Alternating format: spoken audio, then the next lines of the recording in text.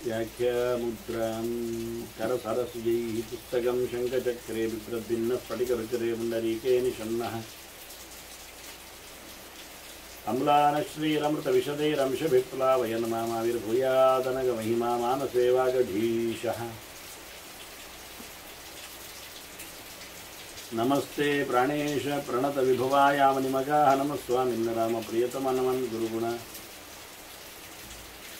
नमस्तुभ्यं भीमप्रबलतमकृष्णेष्टभगवन् नमः श्रीमन्मध्वप्रदिश सुदृशन्नो जय जय श्रीगुरुभ्यो नमः नारायणं सुरगुरुं जगदेकनाथं भक्तप्रियं सकललोकनमस्कृतं च त्रैगुण्यवर्जितमजं विभुमाद्यमीश्य वन्दे भवग्नम् अमरासुरसिद्धवन्द्यं नारायणं नमस्कृत्य नरं चैव नरोत्तमं देवीं सरस्वतीं व्यासं ततो जयमुदीरये ವೇದವ್ಯಾಸರ ಮಹಾಭಾರತದ ಚಿಂತಕರಿಗೆ ವಂದನೆಗಳು. ಶಾಂತಿ ಪರ್ವದ 306ನೆಯ ಪ್ರವಚನ. ಜನಕರಾಜನಿಗೆ ಸಂಖ್ಯಾಚಾರ್ಯರ ಪರಮಶಿಷ್ಯರಾದ ಪಂಚಶಿಖನ ಉಪದೇಶ, ಜೀವನ ಧರ್ಮಗಳ ಬಗ್ಗೆ ಬಹಳಷ್ಟು ವಿಶಿಷ್ಟವಾದ ಹೇಳಿಕೆಗಳನ್ನು, ಸಂಕೀರ್ಣವಾದ ಸಂಗತಿಗಳನ್ನು ತಿಳಿಸ್ತಾ ಇದ್ದಾನೆ. ದುಷ್ಟರ ಸಹವಾಸ ಅದು ಲಾಭವನ್ನು ಕೊಡುವುದಿಲ್ಲ. ತಸ್ಯ ಸಂಯೋಗ ಯೋಗೇನ ಶುಚಿರಪ್ಯಶುಚಿರ್ಭವೇತ್ ಅಂತ. ಶುದ್ಧನು ಅಶುದ್ಧನಾಗ್ತಾನೆ ಅಶುದ್ಧನ ಸಂಪರ್ಕದಿಂದ ಅಂತ. ಸತ್ಯವೇ, ಶುದ್ಧವಾದದ್ದು ಅಶುದ್ಧವಾಗ್ತದೆ, ಅಶುದ್ಧವಾದದ್ದರ ಸಂಪರ್ಕಕ್ಕೊಳಗಾಗಿ.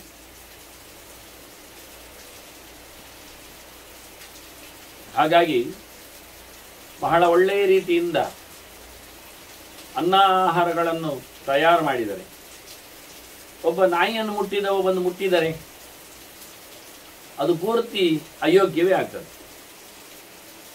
ಹೀಗೆ ವಿಶಿಷ್ಟವಾದಂತಹ ವ್ಯವಸ್ಥೆಯನ್ನು ಧರ್ಮ ಚಿಂತನೆಯಲ್ಲಿ ಕೊಡುತ್ತದೆ. ಹಾಗಾಗಿ ಅಂತಹ ಅಶುದ್ಧನಾದವನ ಚಿಂತನೆಗಳು ಅಶುದ್ಧವಾಗಿಯೇ ಇರ್ತದೆ ಹೇಳ್ತಾನೆ. ಯಾಕೆಂದರೆ ಧರ್ಮ ವಿರೋಧಿಯಾಗಿರ್ತಾನೆ. ಹಾಗಾಗಿ ಸೂತಕಾದಿಗಳ ಅಥವಾ ಇನ್ನಿತರ ಸಂಪರ್ಕಕ್ಕೆ ಅತ್ಯಂತ ಹೇಯತೆಯನ್ನು ಶಾಸ್ತ್ರಕಾರ ಹೇಳುತ್ತಾರೆ.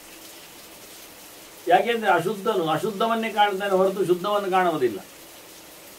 ಶುದ್ಧನು ಅಶುದ್ಧವನ್ನು ಕಾಣುವುದಿಲ್ಲ, ಶುದ್ಧವನ್ನೇ ಕಾಣ್ತಾನೆ. ಕಾಣಬೇಕಾದ್ದನ್ನು ಕಾಣುವವರು ಕಾಣುವಂತೆ ಕಂಡಾಗ ಮಾತ್ರ ಅವನು ಕಂಡದ್ದು ಸರಿ ಅನಿಸಿಕೊಳ್ತದೆ. ಆದ್ದರಿಂದ ದೃಶ್ಯನ್ನಚೈವ ದೃಷ್ಟಂ ಸ್ಯಾತ್. ದೃಶ್ಯ ಕಾಣಬೇಕಾದ್ದು, ದರ್ಶನಯೋಗ್ಯವಾದದ್ದು ಯಾವುದು? ಭಗವಂತ. ಆತ್ಮಾವರೆಯ ದ್ರಷ್ಟವ್ಯ ಅಂತ ಹೇಳಿದ್ರಿಂದ ದ್ರಷ್ಟಂ ಯೋಗ್ಯಂ. ಕಾಣಲೇಬೇಕಾದ ಸಂಗತಿಯನ್ನು ಅವನು ಕಾಣುವುದಿಲ್ಲ. ದೃಶ್ಯ ನಚೈವ ದೃಷ್ಟಂ ಸ್ಯಾತ್. ಅವನಿಗೆ ಬ್ರಹ್ಮ ಕಾಣುವುದೇ ಇಲ್ಲ. ಮತ್ತೆ ದೃಷ್ಟಂ ದೃಶ್ಯಂತು ನೈವಚ. ಅವನು ಕಂಡದ್ದು ಅದು ಕಾಣಲು ಯೋಗ್ಯವಾದದ್ದಲ್ಲ. ಅವನು ಕಂಡಿದ್ದಾನೆ ಸರಿ. ಏನು ಕಂಡಿದ್ದಾನೆ? ಅವನ ಮನೆ ಮಂದಿ ಊರುಟು ಎಲ್ಲ ನೋಡಿದ್ದಾನೆ. ಪ್ರಯೋಜನ ಏನಾಯಿತು? ದೇವರನ್ನು ಕಾಣಲಿಲ್ಲ, ಕಾಣಬೇಕಾದ ದೇವರನ್ನು ಕಾಣಲಿಲ್ಲ, ಕಾಣಬಾರದ್ದನ್ನು ಕಂಡುಕೊಂಡಿದ್ದಾನೆ. ಪ್ರಯೋಜನವೂ ಆಗಲಿಲ್ಲ. ಹೀಗಾಗಿ ಅವರ ಸಾಧನೆಗಳು 0 ಆಗ್ತಾರೆ. ಯಾರು ಇಲ್ಲಿನ ತೊಂದರೆಗಳಿಂದ, ದುರ್ಗುಣಗಳಿಂದ, ದೋಷಗಳಿಂದ ದೂರ ಇರ್ತಾರೆ, ಮುಖ್ಯವಾಗಿ ಗುಣತ್ರಯದ ಇನ್ಫ್ಲುಯೆನ್ಸಿಗೆ, ಪ್ರಭಾವಕ್ಕೆ ಒಳಗಾಗದವರು ಯಾರಿರ್ತಾರೆ, ಅತೀತ ತ್ರಿತಯ, ಅವರು ನಿಜವಾಗಿ ಸಿದ್ಧ ಜ್ಞಾನರೂಪೇಣ ಸರ್ವದ. ಅವರು ಜ್ಞಾನದ ಪ್ರಭಾವದಿಂದ ಗಟ್ಟಿಗರಾಗಿದ್ದಾರೆ ಎಂದರ್ಥ. ಸಿದ್ಧ ಪುರುಷರೆನ್ನಿಸಿಕೊಳ್ತಾರೆ. ಅವರು ಬಿಡಬೇಕಾದ್ದು 3 ಅವಸ್ಥೆಗಳು ಸರಿ. ಜೊತೆಯಲ್ಲಿ ತ್ರಿವಿಧಂ ನರಕಸ್ಯೇದಂ ದ್ವಾರಂ ನಾಶನಮಾತ್ಮನ ಹೇಳಿದಾಗೆ ಕಾಮಃ ಕ್ರೋಧ ತಥಾ ಲೋಭ, ಅದು ಸರಿ. ಹೀಗಾಗಿ ಇಂಥದ್ದರ ಬೆನ್ನ ಹಿಂದೆ, ಅಂಥದ್ದನ್ನೆಲ್ಲ ಬೆನ್ನ ಹಿಂದೆ ಹಾಕಿದವನು ಭಗವಂತನೆಡೆಗೆ ಮೋರೆಯನ್ನು ಮಾಡಿಕೊಳ್ತಾನೆ ಅಂತ, ಸಾಧಕನಾಗ್ತಾನೆ ಅಂತ ವಾಸ್ತವವಾಗಿ. ಯವನ್ನ ಪ್ರತಿಪದ್ಯಂತೆ ರಾಗ ಮೋಹ ಮದಾನ್ವಿತ. ಅದೇ ಮೂರು ಒತ್ತಿದ್ದವರು ದೇವರಲ್ಲಿ ಸಾಗುವುದಿಲ್ಲ. ರಾಗ ಮೋಹ ಮದಾನ್ವಿತ. ರಾಗವು ಕಾಮದ ಕಥೆಯಲ್ಲಿ ಬರುವಂಥದ್ದು.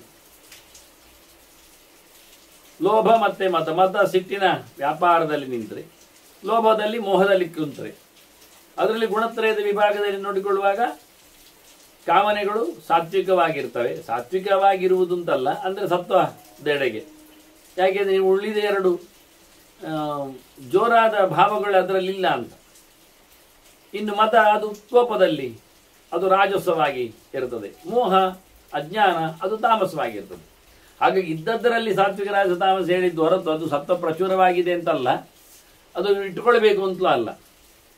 ಮೋಹ ಮದಕ್ಕಿಂತ ರಾಗ ಸ್ವಲ್ಪ ಸಾಫ್ಟ್ ಇದೆ, ಬೇಕುಗಳು ಮಾತ್ರ ಅಂತ. ಇದು ಬೇಕುಗಳ ನಂತರದಲ್ಲಿ ಹುಟ್ಟಿರತಕ್ಕಂತಹ ಕೋಪಗಳು, ತಾಪಗಳು, ಮೋಹಗಳು, ಮದಗಳು ಇವೆಲ್ಲ. ಹೀಗಾಗಿ ಇಂತಹ ಮೂರರಿಂದ ಯಾರು ಸೇರಿರ್ತಾನೆ ಅವನು ದೇವರೆಡೆಗೆ ಸಾಗುವುದಿಲ್ಲ. ಯಾರು ಈ ಪ್ರಕಾರವಾದ ಮೂರರಿಂದ ದೂರ ಹೋಗ್ತಾನೆ ಅವನು ಜ್ಞಾನದಿಂದಾಗಿ ಭಗವಂತನಲ್ಲಿ ನೆಲೆಗೊಳ್ಳಲು ಸಮರ್ಥನಾಗ್ತಾನೆ. ಮುಖ್ಯವಾಗಿ ಭಗವಂತನ ಪರಿಚಯ ಆಗುವುದು ವೇದದಲ್ಲಿ ಅಂತ ಹಿಂದೆ ಹೇಳಿದ. ಇದು ನಾಸ್ತಿಕರು ಒಪ್ಪುವುದಿಲ್ಲ ವೇದವನ್ನೇ. ಹಾಗಾಗಿ ಅವರಿಗೆ ಪ್ರತ್ಯಕ್ಷೈಕ ಪ್ರಮಾಣಿಗಳಾದ್ರಿಂದ ಅವರಿಗೆ ಶಬ್ದ ಪ್ರಮಾಣವೇ ಅಲ್ಲ, ಯಾರು ಹೇಳಿದ್ದು ಕೇಳುವುದಿಲ್ಲ ಅವರು. ವೇದವಾಕ್ಯಾ ದುರಾತ್ಮನಃ ಸಂಸಾರೇ ದುಃಖವಾಗಿನ. ಅವರು ಇಲ್ಲಿಂದ ಬಿಡುಗಡೆಗೆ ಬೇಕಾದ ಸಂಗತಿಗಳನ್ನು ಆಡುವುದಿಲ್ಲ. ಆದ್ದರಿಂದ ಇಲ್ಲೇ ಮತ್ತೆ ತಿರುಗಿ ತಿರುಗಿ ದುಃಖವನ್ನು ಅನುಭವಿಸಿ ಇಲ್ಲೇ ಇದ್ದು ಬಿಡ್ತಾರೆ ಅವರು ಅಂತ ಹೇಳಿಬಿಡ್ತಾನೆ. ವೇದಕ್ಕಿಂತ ಆಚೆಗೆ ಬಾರದವರು, ವೇದದ ಚಿಂತನೆಯಲ್ಲಿ ನೆಲೆಗೊಳ್ಳದವರು, ವೇದ ಹೇಳಿರತಕ್ಕಂಥ ಆಚರಣೆಗಳಲ್ಲಿ ಗಟ್ಟಿಗರಾಗದವರವರು ವೇದ ತ್ಯಾಗ ಮಾಡಿಬಿಟ್ಟಿದ್ದಾರೆ. ದೇವರು ಸುದ್ದಿಯವರಿಗೆ ಬೇಡ, ಅಧ್ಯಾತ್ಮವಾದವೇ ಇಲ್ಲ, ಅಧಿಕಾತ್ಮನ ಕಥೆಯೇ ಇಲ್ಲ, ಕೇವಲ ಭೌತವಾದ ವಾದಗಳು. ಯಾರು ಭಗವಂತನ ಅರಿವನ್ನು ಪಡೆಯತಕ್ಕಂತಹ ಶಾಸ್ತ್ರಗಳ ಬಗ್ಗೆ ಚಿಂತನೆ ಮಾಡುತ್ತಾರೆ, ಶಾಸ್ತ್ರ ಅಂತ ಹೇಳಲಿಲ್ಲ ವೇದ ಶಬ್ದ ಹಾಕ್ತಾರೆ. ನಾವು ಇತರಗಳಿಗೆ ವೇದ ಹಾಕ್ಲಿ ಬರೋದಿಲ್ಲ. ಯಾಕೆಂದ್ರೆ ದೇವರನ್ನೇ ತಿಳಿದಿ ವೇದಾಹ ಏವೈನಂ ವೇದಯಂತಿ ತಸ್ಮಾದಾಹುರ್ ವೇದಾಹ ಅಂತ ನೇಂದ್ರಿಯಾಣಿ ನಾನಮಾನಂ. ದೇವರನ್ನು ಪ್ರತ್ಯಕ್ಷದಲ್ಲಿ ಪಡೀಲಿಕ್ಕೆ ಆಗದೇ ಇದ್ದಾಗ, ತರ್ಕದಲ್ಲಿ ಭಗವಂತನನ್ನು ಪ್ರೂಫ್ ಮಾಡಲಿಕ್ಕೆ ಬಾರದೇ ಇದ್ದಾಗ, ವೇದಗಳೊಂದೇ ಭಗವಂತನ ಬಗ್ಗೆ ನಮಗೆ ಪ್ರಾಚೀನವಾದ ದಾಖಲೆಗಳನ್ನು, ಸ್ಪಷ್ಟವಾದ ಅರಿವನ್ನು ಕೊಡಲಿಕ್ಕೆ ಬರುತ್ತದೆ, ಕೊಡ್ತದೆ.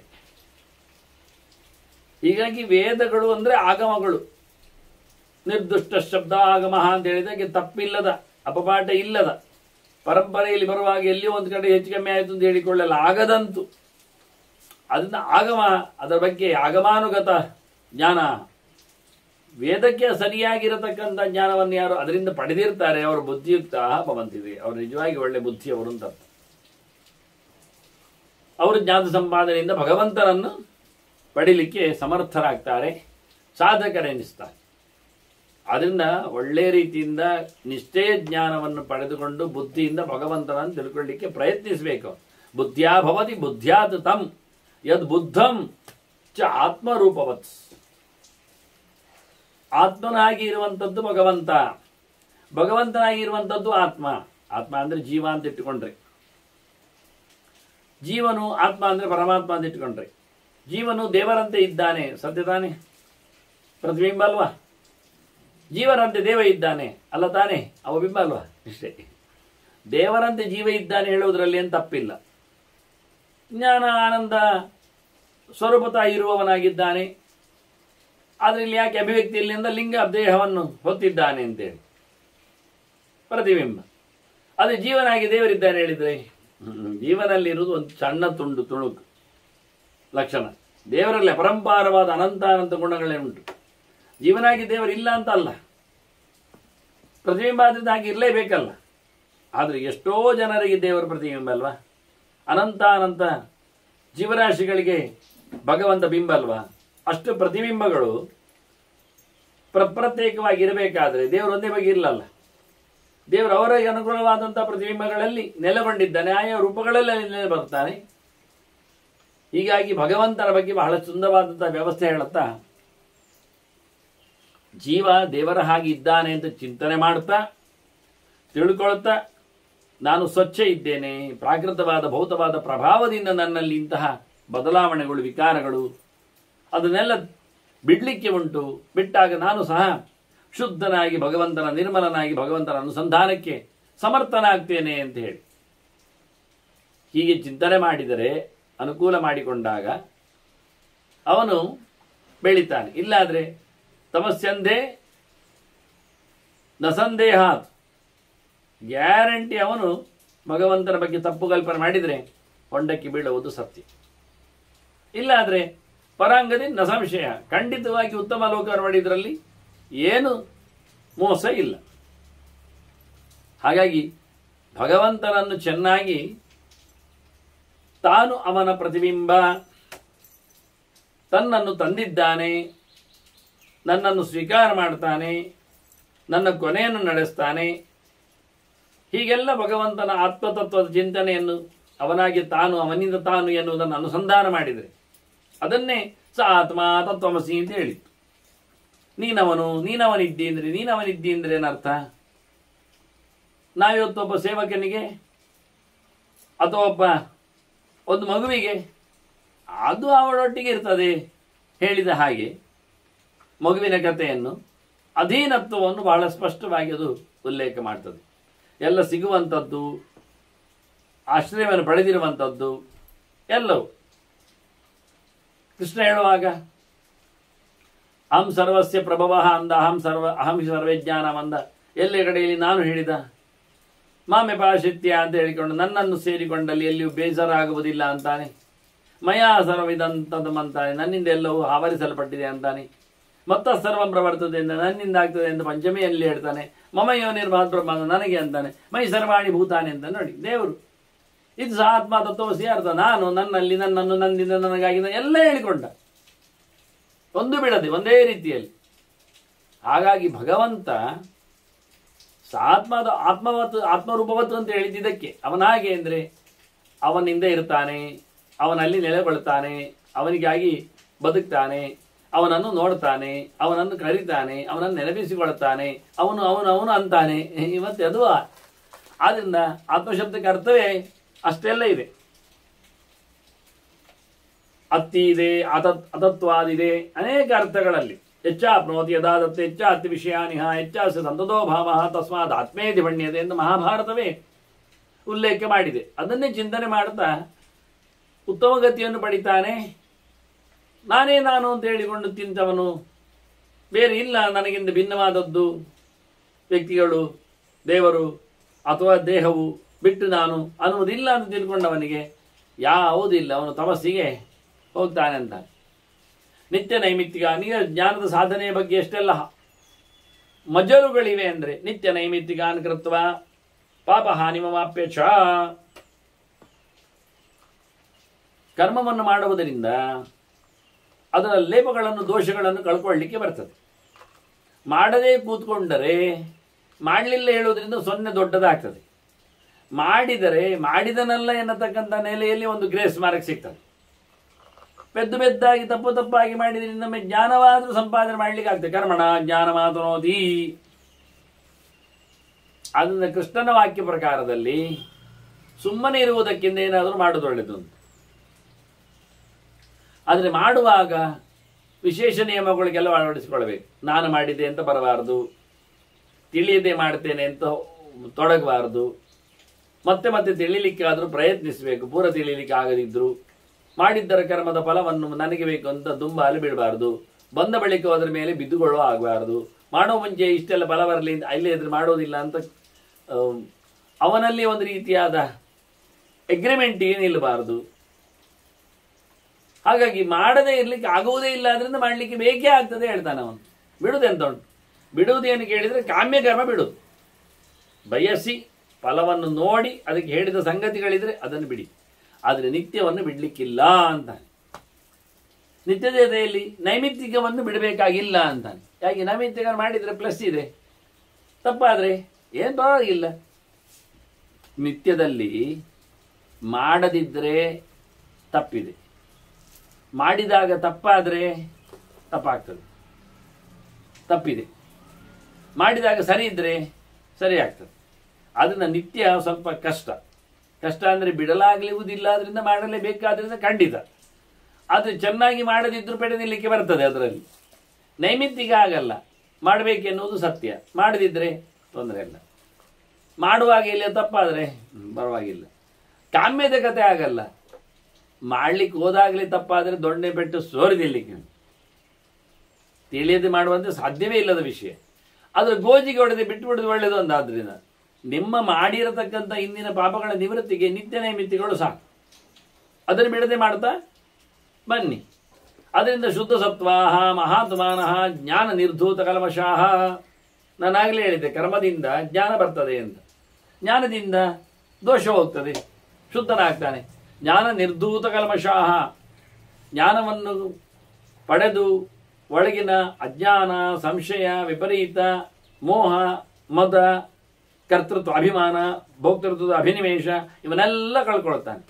ಅದರಿಂದ ಮಹಾತ್ಮ ಆಗ್ತಾನೆ. ಭಗವಂತನ ಎತ್ತರತನವನ್ನು ಗಮನಿಸ್ತಾನೆ. ಇವ ದೊಡ್ಡವನಾಗುವುದಲ್ಲ, ದೇವರು ದೊಡ್ಡವನೆನ್ನುವುದು ಅರ್ಥ ಆಗುವುದಿಲ್ಲ. ಮಹಾನ್ ಆತ್ಮ ಯಸ್ಯ ಅಂತ ಅರ್ಥ ಇಲ್ಲಿ. ಯಾರು ದೇವರನ್ನು ದೊಡ್ಡವ ಹೇಳ್ತಾನೆ ಅವನು ಮಹಾತ್ಮ. ಇವನೇ ದೊಡ್ಡವನಾಗುವುದಲ್ಲ, ಇನ್ನೊಬ್ಬ ದೊಡ್ಡವನು ಅಂತ ಹೇಳಿಕೊಳ್ಳುವುದನ್ನು ಸ್ಪಷ್ಟವಾಗಿ ಅರಿತುಕೊಳ್ಳುವುದು. ವಾಸುದೇವ ಸರ್ವಮಿತಿ ಸಮಹಾತ್ಮ ಸುದುರ್ಲಭ ಅಂತ ಕೃಷ್ಣ ಹೇಳ್ತಾನೆ. ವಾಸುದೇವ ಅಂದ್ರೆ ನಾವನೇ, ಕೃಷ್ಣ ವಸುದೇವನ ಮಗ. ನಾನೇ ಎಲ್ಲ ಅಂತ ಯಾರು ತಿಳ್ಕೊಳ್ತಾನೆ ಅವನು ದೊಡ್ಡ ಜನ. ನೋಡಿ, ನಾವು ಮಹಾತ್ಮ ಶಬ್ದವನ್ನು ಯಾರಿಗೆ ಕೊಡುವ? ಯಾರಿಗೆ ಕೊಡಬೇಕು? ಕೃಷ್ಣನನ್ನು ಎಲ್ಲ ಅಂತ ತಿಳ್ಕೊಂಡವನಿಗೆ, ಕೃಷ್ಣನನ್ನು ಬೈದವನಿಗಲ್ಲ, ಕೃಷ್ಣ ಇಲ್ಲ ಹೇಳಿದವನಿಗಲ್ಲ, ಕೃಷ್ಣ ಯಾರಯ್ಯ ಅಂತ ಕೇಳುವವನಿಗಲ್ಲ. ಯಾರು ಎಲ್ಲೆಡೆ ತುಂಬಿರತಕ್ಕಂಥ ಎಲ್ಲವನ್ನು ಬೆಳಗಿಸುವ ಮೋಕ್ಷವನ್ನು ಕೊಡತಕ್ಕಂಥ ಸಾಮರ್ಥ್ಯವುಳ್ಳ ತತ್ವ ಇದೆ, ಅದೇ ಮಹಾತ್ಮ. ಅದನ್ನು ಚೆನ್ನಾಗಿ ತಿಳಿದವರೇ ಮಹಾತ್ಮರು. ಒಳ್ಳೆಯ ಅಂತಃಕರಣ ಅವರದ್ದು, ಬುದ್ಧಿ ಶುದ್ಧವಾಗಿದೆ. ಇಂಥವರು ಅಸಕ್ತ ಪರಿವರ್ತಂತೆ ಸಂಸಾರಂತ್ಯ ಅಥವಾ ಸಂಸಾರಂತ್ಯಥ ವಾಯುವತ್. ಅವರು ಗಾಳಿಯಾಗಿ ಇಲ್ಲಿರ್ತಾರೆ, ಸಂಸಾರದಲ್ಲಿ ಇದ್ದಾರೆ. ಹೇಗಿದ್ದಾರೆ ಕೇಳಿದರೆ ಅವರು ಗಾಳಿಯಂತೆ ಇದ್ದಾರೆ, ಏನು ಅಂಟಿಕೊಳ್ಳುವುದಿಲ್ಲ, ಸೀದ ತನ್ನಷ್ಟಕ್ಕೆ. ಗಾಳಿಗೆ ಯಾವುದರ ಲೇಪವೂ ಇರುವುದಿಲ್ಲ, ಎಲ್ಲವನ್ನು ಅದು ಕಳಚಿಕೊಂಡು ಓಡಾಡ್ತದೆ, ಎಲ್ಲಿಯೂ ಸಂಚಾರ ಮಾಡ್ತದೆ. ಬೆಂಕಿಯ ಮೇಲಿಂದ ಓಡಿ ಬರ್ತದೆ, ಅದೇನು ಬಿಸಿಯಲ್ಲಿ ಸುಟ್ಟು ಹೋಗುವುದಿಲ್ಲ. ಸಮುದ್ರ ಮೇಲಿನಿಂದ ಹಾರಿ ಬರ್ತದೆ, ಅದೇನು ನೀರಲ್ಲಿ ಚಳಿಗಟ್ಟಿ ಹೋಗುವುದಿಲ್ಲ. ಮಣ್ಣಿನ ಮೇಲೆ, ಗುಡ್ಡದ ಮೇಲೆ ಹಾರಿಕೊಂಡು ಬರ್ತದೆ, ಅದೇನು ಮಣ್ಣಿನ ವಸ್ತುಗಳನ್ನು, ಧೂಳನ್ನು ಹಚ್ಚಿಕೊಳ್ಳುವುದಿಲ್ಲ. ಅದು ಶುದ್ಧ. ಒಂದಿಷ್ಟು ಫೋರ್ಸಲ್ಲಿ ಬರುವಾಗ ಬರ್ತದೆ, ಹೋಗ್ತದೆ. ಹೀಗೆ ವಾಯುವಿನ ಹಾಗೆ ಗಾಳಿಯಂತೆ ಶುದ್ಧನಾಗಿರ್ತಾನೆ. ಇಲ್ಲಿ ಸಂಸಾರದಲ್ಲಿ ತಿರುಗಿದ್ರು, ಕೆಲಸಗಳನ್ನು ಮಾಡ್ತಾ ಇದ್ರು, ಯಾವುದೇ ರೀತಿಯಾಗಿರತಕ್ಕಂತಹ ಸಂಬಂಧ, ಆಸಕ್ತಿ, ನಂಟು, ವಿಚಿತ್ರವಾಗಿರತಕ್ಕಂಥ ಅದರ ಮೇಲಿನ ಸ್ಪರ್ಶ ಇಲ್ಲದೆ ಇರಲಾಗಿ ಆರಾಮವಾಗಿ ಇಲ್ಲಿ ಅವರು ತಿರುಗ್ತಾರೆ. ಅಸಕ್ತಾಹ ಪರಿವರ್ತಂತೆ ಅಂತ ಇದನ್ನೇ ಕೃಷ್ಣ ಹೇಳಿದ್ದು. ಸಕ್ತಾಹ ಕರ್ಮಣಿ ಅವಿದ್ವಾಂಸಃ ಯಥಾ ಕುರ್ವಂತಿ ಭಾರತ ಕುರ್ಯಾದ್ ವಿದ್ವಾನ್ ತಥಾ ಸಕ್ತಃ ಚಿಕೀರ್ಷು ಲೋಕ ಸಂಗ್ರಹ ಅಂತ. ಒಬ್ಬ ತಿಳಿಯದವ ಯಾವ ರೀತಿಯಲ್ಲಿ ಲೋಕದ ವ್ಯವಹಾರಗಳಲ್ಲಿ ಬಹಳ ಇನ್ವಾಲ್ವ್ ಆಗಿ ಹೋಗಿರ್ತಾನೋ, ನಡೆಸಿಕೊಡ್ತಾನೋ, ಕೆಲಸ ಮಾಡ್ತಾನೋ, ಹಾಗೆ ತಿಳಿದವನು ಸಹ ಕೆಲಸ ಮಾಡಬೇಕಂತೆ. ಕೆಲಸ ಬಿಡ್ಲಿಕ್ಕಿಲ್ಲ, ಆದರೆ ಅವನು ಆಸಕ್ತಿಯನ್ನು ವಹಿಸಿಕೊಳ್ಳಿಕ್ಕಿಲ್ಲ. ಯಾಕೆ ಅವನು ಮಾಡಬೇಕು? ಅವನಿಗೆ ಗೊತ್ತುಂಟಲ್ಲ ಕೇಳಿದ್ರೆ. ಹೌದು, ಮಾಡಬೇಕು ಅಂತ ಗೊತ್ತಿರುವುದ್ರಿಂದಲೇ ಮಾಡಿ ತೋರಿಸ್ಬೇಕು. ಇಲ್ಲಾದ್ರೆ ಜನ ಅವನು ಮಾಡುವುದಿಲ್ಲ ಅಂತ ಉಳಿದವರು ಮಾಡುವುದಿಲ್ಲ ಅನ್ನೋ ಜನರನ್ನು ತಿದ್ದಲಿಕ್ಕೋಸ್ಕರ ಇವನು ಸಹ ಅವರಾಗಿ ಬೆಪ್ಪರಾಗಿ ಕೂತ್ಕೊಂಡು ನಡೆಸ್ತಾ ಬರಬೇಕು. ಹಾಗಾಗಿ ಇವರು ಗಾಳಿಯಂತೆ ನಿರ್ಲಿಪ್ತರಾಗಿ ಕೆಲಸ ಮಾಡ್ತಾ ಇದ್ರು, ಆರಾಮವಾಗಿ ಬದುಕ್ತಾರೆ, ತಮ್ಮ ಜೀವನವನ್ನು ನಡೆಸ್ತಾರೆ. ನೈಜ್ಯಂತೆ ಅಥವಾ ಕ್ಲೇಶೈಹಿ ಅಹಂ ಭಾವೋದ್ಭವೈ ಸಹ, ಅವರಿಗೆಂದೂ ಸಹ ನಾನು, ನನ್ನದು, ನನ್ನಿಂದ ಎನ್ನತಕ್ಕಂಥ ಅಹಂಕಾರ ಬರುವುದಿಲ್ಲ. ಅಹಂಕಾರದಿಂದ ಎದ್ದ ಅವರ ಏನೊಂದು ಧರ್ಮಗಳಿವೆ, ವ್ಯವಹಾರಗಳಿವೆ, ಅದರಿಂದ ಅವರು ಮುಕ್ತರಾಗಿ, ದೂರರಾಗಿ, ಎಲ್ಲ ದುಃಖಗಳಿಂದ, ತಪ್ಪುಗಳಿಂದ, ಪಾಪಗಳಿಂದ, ದೋಷಗಳಿಂದ ದೂರರಾಗ್ತಾರೆ, ವಿಮುಕ್ತರಾಗ್ತಾರೆ. ವಾಸ್ತವವಾಗಿ ಎಲ್ಲಿ ಅಹಂಕಾರ ಇರ್ತದೆ ಅಲ್ಲಿ ಅಲ್ಲೇ ಮಡುಮುಗಾಡಿರ್ತದೆ. ಯಾಕೆಂದ್ರೆ ಅಹಂ ಮಮೇತಿ ಸಂಸಾರ ಸಂಸ್ಕೃತಿತ್ವಹಮೇವ ಅಂತೇಳಿ ಸಂಸಾರಕ್ಕೆ ಕಾರಣವಾದದ್ದು ಧರ್ಮವೇ ನಾನು ಎನ್ನು, ನನ್ನದೊಂದು ಸೇರಿಕೊಳ್ಳುವಂಥದ್ದು. ಅದು ಎರಡು ಹೊರಟೋಗಿ ಅವನು ಯಾರು ವ್ಯವಹಾರದಲ್ಲಿರ್ತಾನೆ ಬದುಕಿನಲ್ಲಿ, ಅವನು ಚೆಲುವಾಗಿ ಇದನ್ನು ದಾಟಿಕೊಳ್ಳುತ್ತಾನೆ. ಇದತ್ತದಃ ಸಮಾಹೃತ್ಯ ಜ್ಞಾನಂ ನಿರ್ವಹಣೆಯಂತಿತ. ಅವರು ಮತ್ತೆ ತಾವು ಅಲ್ಲಿಂದ ಇಲ್ಲಿಂದ ಸಂಪಾದನೆ ಮಾಡಿಕೊಂಡಿರತಕ್ಕಂಥ ಜ್ಞಾನವನ್ನು ಅಲ್ಲಿಗಿಲ್ಲಿಗೆ ಹಂಚಿ ಹೋಗ್ತಾರೆ, ತಿಳಿಸಿಕೊಡ್ತಾರೆ. ಕರ್ಮ ಮಾಡುವ ಮೂಲಕವೇ ಜ್ಞಾನದ ಪಾಠ ಆದಾಗೆ ಒಂದು ದೃಷ್ಟಿಯಿಂದ ಮತ್ತೊಬ್ಬರನ್ನು ಎಚ್ಚರಗೊಳಿಸಿದಾಗೆ. ಅಷ್ಟೇ ಅಲ್ಲದೆ ತಾನು ಮಾಡುವ ಮೂಲಕ ಇನ್ನೊಬ್ಬರು ಕೇಳಲಿಕ್ಕೆ ಬರಲಿಕ್ಕೆ ಹೋಗಿ ಅವರಿಗೆ ತಿಳಿಸಿಕೊಟ್ಟವರನ್ನು ಉದ್ಧಾರ ಮಾಡ್ತಾನೆ. ಜ್ಞಾನಾನ್ವಿತ ತಮೋಹನ್ಯಾತ್ ಅರ್ಕವತ್ ಸ ಮಹಾಮತಿ. ಜ್ಞಾನ ಬಂದರೆ ಏನು ಲಾಭ ಆಗ್ತದೆ ಕೇಳಿದರೆ, ದಿವಾ ಜ್ಞಾನಂ ಪ್ರಕೀರ್ತದ ಮೇಳಿದಾಗೆ ಹಗಲಾಗ್ತದೆ. ಹಗಲಾದರೆ ಸೂರ್ಯನಾಗಿ ಬ್ರೈಟ್ ಇರ್ತಾನೆ. ಇನ್ನೊಬ್ಬರ ತಪ್ಪಿನ ಅಥವಾ ಅವರ ಸಂಶಯದ, ಅವರ ದ್ವಂದ್ವದ ಯೋಚನೆಯ ಪ್ರಶ್ನೆಗಳಿಗೆಲ್ಲ ಬೆಳಕು ಮೂಡ್ತದೆ. ಅದೆಲ್ಲ ಕತ್ತಲಲ್ಲಿ ಕೂತಿರ್ತಾರೆ ಅವರು, ಅವರನ್ನೆಲ್ಲ ಬೆಳಕಿಗೆ ತರ್ತದೆ. ಬೆಳಕಿಗೆ ತರುವ ಮೂಲಕ ಜ್ಞಾನವನ್ನು ಪಡೆಯುವಂತೆ ಮಾಡ್ತದೆ. ಇದು ಅವರು ಮಾಡತಕ್ಕಂಥ ಕೆಲಸ ವಾಸ್ತವವಾಗಿ. ಏವಂ ಆತ್ಮಾನಮನ್ವೀಕ್ಷ್ಯ ನಾನಾ ದುಃಖ ಸಮನ್ವಿತಂ ದೇಹಂ ಪಂಕ ಮಲೇಮಗ್ನಂ. ಹೀಗೆ ಇದರಿಂದ ಅವರಿಗೆ ಆತ್ಮ ಯಾವುದು ದೇಹ ಯಾವುದು ಚೆನ್ನಾಗಿ ಅರ್ಥ ಆಗಿದೆ, ಅರ್ಥ ಮಾಡಿಕೊಂಡಿದ್ದಾರೆ, ಅರ್ಥ ನೋಡ್ಲಿಕ್ಕೆ ಆಗ್ತದೆ ಈಗ. ಹಾಗಾಗಿ ಜೀವನನ್ನು ಪ್ರತ್ಯೇಕವಾಗಿ ದೇಹದಲ್ಲಿ ಗುರುತಿಸಿ ನೋಡಿಕೊಂಡು ದೇಹದಲ್ಲಿ ಆಗತಕ್ಕಂಥ ಬದಲಾವಣೆಗಳಿಂದಾಗಿ ಅದೆಷ್ಟು ಹಾಳು, ಅದರಲ್ಲಿ ಎಷ್ಟು ದೋಷಗಳಿವೆ ಅನ್ನುವುದನ್ನು ಚಿಂತನೆ ಮಾಡ್ತಾ ಇವ ತಾನು ಶುದ್ಧನಾಗಿದ್ದೆ. ನಿರ್ಮಲಂ ಪರಮಾರ್ಥತಃ. ಜೀವ ನಿಜವಾಗಿ ಶುದ್ಧ. ಈ ದೇಹದ ಸಂಬಂಧದಿಂದಾಗಿ ಅವನು ಹೆಚ್ಚು ಕಮ್ಮಿ ಮಾಡಿದ್ದಾನೆ. ತಮೇವಂ ಸರ್ವದುಃಖಾತ್ ಮೋಚೇತ್ ಪರಮಾತ್ಮವಾನ್. ಇಲ್ಲಿಗ ಸ್ಪಷ್ಟವಾಗಿ ಹಿಂದೆ ಹೇಳಿದ ಆತ್ಮರೂಪೋದು ಹೇಳಿದ ಪರಮಾತ್ಮವಾನ್ ಅಂತ ಹೇಳ್ತಾನೆ. ದೇವರಿದ್ದವನಾಗಿ ಅಂತ ಅಂದ್ರೆ ದೇವರ ಅನುಗ್ರಹಕ್ಕೆ ಪಾತ್ರನಾಗಿ, ದೇವರ ಎಚ್ಚರವುಳ್ಳವನಾಗಿ, ಒಳಗಿನ ದೇವರು ಅಲ್ಲಾಡುವಂತೆ ಮಾತಾಡುವಂತೆ ಅವನು ಚಿಂತನೆಯಲ್ಲಿ ಬರ್ತಾನೆ. ಈಗ ತಮೇಮಂ ಸರ್ವದುಃಖಾತ್ ಈ ರೀತಿಯಾಗಿ ಚಿಂತನೆ ಮಾಡುವ ಮೂಲಕ ಅವನು ಪೂರ್ಣವಾದಂತಹ ತೊಂದರೆಯಿಂದ ಬಿಡುಗಡೆಯನ್ನು ಪಡೆಯಲಿಕ್ಕೆ ಬರ್ತದೆ. ಕಾರಣ ಅವನು ಮಾಡಿಕೊಂಡಿರತಕ್ಕಂಥ ಆಚಾರದಲ್ಲಿರತಕ್ಕಂಥ ಗಟ್ಟಿದನ ಬ್ರಹ್ಮಚರ್ಯಂ ಹಿಂದೆ ಹೇಳಿದ್ರು ಅವರು. ಆದ್ದರಿಂದ ಬ್ರಹ್ಮಚರ್ಯ ಪ್ರತೋಪೇತಃ ಭಗವಂತನ ಎಚ್ಚರವನ್ನು ಮಾಡಿಕೊಳ್ಳತಕ್ಕಂತಹ ಕೈಂಕರ್ಯಗಳನ್ನು ಸದಾಚಾರಗಳನ್ನು ನಿರಂತರವಾಗಿ ತಪ್ಪಿಸದೆ ಅದರಲ್ಲಿ ನೆಲೆಗೊಂಡವನು ಸರ್ವಸಂಗ ಬಹಿಷ್ಕೃತ, ಎಲ್ಲ ಟಚ್ಗಳಿಂದ ದೂರ ಆದವನು, ಯಾರ್ಯಾರನ್ನು ಹಚ್ಚಿಕೊಳ್ಳದವನು, ಭಗವಂತನನ್ನು ಮೆಚ್ಚಿಕೊಂಡವನು, ಭಗವಂತನಿಗೆ ಸಾಗ ಬಯಸುವವನು, ಲೋಕದ ಜನರ ಸುದ್ದಿಯಲ್ಲಿ ಕಡೆಯಾದವನು, ಬಿಟ್ಟು ಕೂತವನು. ಅಂದು ಹೊರಗಿನಿಂದ ಯಾರ ಹತ್ರವೂ ಸಹ ಅವನ ವ್ಯವಹಾರ ಇಲ್ಲ, ಸರ್ವಸಂಗ ಬಹಿಷ್ಕೃತ. ಮತ್ತೆ ಲಘ್ವಾಹಾರ ವಿಶುದ್ಧಾತ್ಮ ಪರಂ ನಿರ್ವಾಣ ಮೃಚ್ಛತಿ. ಕಂಡಾಬಟ್ಟೆ ತಿನ್ನುವುದಲ್ಲ, ಬೇಕಾದಷ್ಟು ಶರೀರ ಧಾರಣೆ ಬೇಕಾದಷ್ಟೇ ತಿನ್ನುವುದು ಲಘ್ವಾಹಾರಿ. ಅದರೊಟ್ಟಿಗೆ ಚೇಷ್ಟೆಯೂ ಕಮ್ಮಿ ಮಾಡಲಿಕ್ಕೆ ತಿನ್ನುವುದಷ್ಟೇ ಅಲ್ಲದೆ ವಿಶುದ್ಧವಾದಂತಹ ಆಹಾರಗಳ ಪದಾರ್ಥಗಳ ಸೇವನೆಯಿಂದ ಅವನ ದೇಹವೂ ವಿಶುದ್ಧವಾಗಿರ್ತದೆ. ದೇಹದ ಶುದ್ಧಿಗೋಸ್ಕರ ಲಘು ಆಹಾರ ಮೇಂಟೈನಿಂಗ್, ಜೀವನ ವಿಶೇಷತೆಗೋಸ್ಕರ ಭಗವಂತನ ಜ್ಞಾನ ಸಂಪಾದನೆ. ಹೀಗೆ ಮಾಡ್ತಾ ಲಘ್ವಾಹಾರ ವಿಶುದ್ಧಾತ್ಮ ಪರಂ ನಿರ್ವಾಣ ಮೃಚ್ಛತಿ. ಭಗವಂತನನ್ನು ಪಡೀಲಿಕ್ಕೆ ಸಮರ್ಥನಾಗ್ತಾನವ. ಲೋಕದಲ್ಲಿ ಎಲ್ಲವೂ ಕಾರ್ಯವು ಕಾರಣದ ಮೇಲೆ ಡಿಪೆಂಡ್ಸ್ ಅಷ್ಟೇ. ನಮಗೆ ನೀರು ಬಾವಿಯಲ್ಲಿ ತುಂಬಬೇಕಾದ್ರೆ ಮಳೆ ಎನ್ನುವುದು ಬರಬೇಕು, ಅದು ಕಾರಣದ. ಹೀಗೆ ಕಾರಣಾನುಗತಃ ಕಾರ್ಯಂ. ಕಾರಣ ಇದ್ದರೆ ಕಾರ್ಯ ಆಗ್ತದೆ. ಬಾವಿಯಲ್ಲಿ ನೀರು ತುಂಬುವ ಕಾರ್ಯ ಆಗಬೇಕಾದ್ರೆ ಗುಡ್ಡೆಯಲ್ಲಿ ಮೇಲಕ್ಕೆ ಮಳೆ ಬರಲೇಬೇಕು. ಹಾಗೆ ಕಾರಣ ಅದನ್ನು ನಾವು ಚಿಂತನೆ ಮಾಡಿಕೊಂಡು ಕಾರ್ಯವನ್ನು ಗಮನಿಸ್ತೇವೆ. ಕಾರ್ಯವನ್ನು ಗಮನಿಸಿಕೊಂಡದರ ಕಾರಣವನ್ನು ಗುರುತಿಸ್ತೇವೆ, ನೆನಪಿಸಿಕೊಳ್ತೇವೆ. ಒಂದು ಕಾರ್ಯ ಆಗಬೇಕಾದ್ರೆ ಅದರ ಬೆನ್ನಿಂದ ಕಾರಣ ಇರಬೇಕು. ಮಗು ಉಂಟು ಅಂದ ತಕ್ಷಣ ಇದೆಲ್ಲಿಂದ ಬಿತ್ತು ಅಂತ ಕೇಳುವುದಿಲ್ಲ ಯಾರು ಸಹ. ಅದರ ತಂದೆ ತಾಯಿಗಳು ಇದ್ದಾರೆ ಅಂತ ಅರ್ಥ. ಇವತ್ತು ಇಲ್ಲಿಲ್ಲ, ಎಲ್ಲೂ ಇರ್ಬೋದು. ಒಂದು ಖಾಲಿ ಒಂದು ಮಗು ಇರ್ಲಿಕ್ಕೆ ಸಾಧ್ಯ ಇಲ್ಲ. ಒಂದು ಕಾರ್ಯ ಜನ್ಮ ಸೃಷ್ಟಿಯಾಗಿದೆ ಅಂದರೆ ಅದರ ಬೆನ್ನ ಹಿಂದೆ ಅದರ ರೂವಾರಿಗಳು ನಮಗೆ ಕಾಣದಿದ್ರು, ಇಲ್ಲಿ ಇವತ್ತಲ್ಲಾದರೂ ದೇಶ ಕಾಲ ಅತೀತವಾಗಿ ಅವರ ಚಿಂತನೆ ಮಾಡಲಿಕ್ಕೆ ಬರ್ತದೆ. ಈ ಪ್ರದೇಶದಲ್ಲಿಲ್ಲ, ಎಲ್ಲ ಪ್ರದೇಶದಲ್ಲಿರ್ಬೋದು. ಈ ಕಾಲದಲ್ಲಿಲ್ಲ, ಎಲ್ಲ ಕಾಲದಲ್ಲಿರ್ಬೋದು. ಇಷ್ಟು ಸರಹದ್ದಿನಲ್ಲಿಲ್ಲ ಅಂದರೆ ಬಹಳ ಸಮಯ ಆಗಿರಬೇಕು ಎಂದು ಯೋಚನೆಗೆ ಬರಬೇಕು.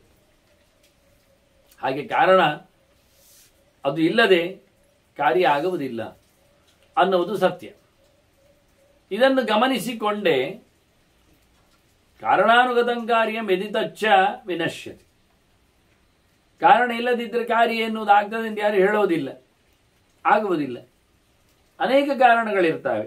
ನಿಮಿತ್ತ ಕಾರಣ, ಅದರೊಟ್ಟಿಗೆ ಪರಿಣಾಮ ಕಾರಣ, ಮತ್ತೆ ಮುಖ್ಯವಾಗಿ ಪ್ರಧಾನನಾದಂಥ ಭಗವಂತ ಕಾರಣ, ದೇಶ ಕಾಲ ಇವೆಲ್ಲ ವಸ್ತುವಿನ ಸಂಪಾದನೆಯಲ್ಲಿ ಕಾರಣವಾಗಿ ಪರಿಣಮಿಸುವಂಥದ್ದು, ಸೇರಿಸುವಂಥದ್ದು. ಅದೇನಾಗುತ್ತೆ, ಕೊನೆಗೆ ಕಾರ್ಯ ಇಲ್ಲ ಅಂತ ಆದರೆ ಕಾರಣ ಇಲ್ಲ ಅಂತ ಅರ್ಥ, ನಾಶ ಆಗಿರುತ್ತದೆ. ಅದರ ಬಗ್ಗೆ ಲೆಕ್ಕಾಚಾರಕ್ಕೆ ಸಿಗುವುದಿಲ್ಲ. ಅಲಿಂಗಸ್ಯ ಕಥಂ ಲಿಂಗಂ ಯುಜ್ಯತೆ ತನ್ಮರ್ಷ ದೃಢ. ದೇವರಿಗೆ ಲಿಂಗದೇಹವೇ ಇಲ್ಲ, ಪ್ರಾಕೃತವಾದದ್ದು.